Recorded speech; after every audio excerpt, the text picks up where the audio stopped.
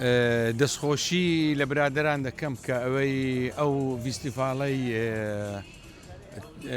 ساز کردووە بەڕاستی جێگای دەستخۆشیە شتێکی وا کە لە پایتەخت دەکرێت داوا دەکەین لە هەموو شارەکانی کوردستان ئەو ڤیستیڤاڵە بکرێت شتێکی جوانە بەڕاستی ئەگەر ساڵێ دوو جاریش نەبی جارێک هەربیکەن شتێکی وها دەستخۆشیان لێکەم. باشە دەمەوێت نهێنی ئەوم پێ بڵێیت چۆنەوا بە گەنجی ماویتێتەوە.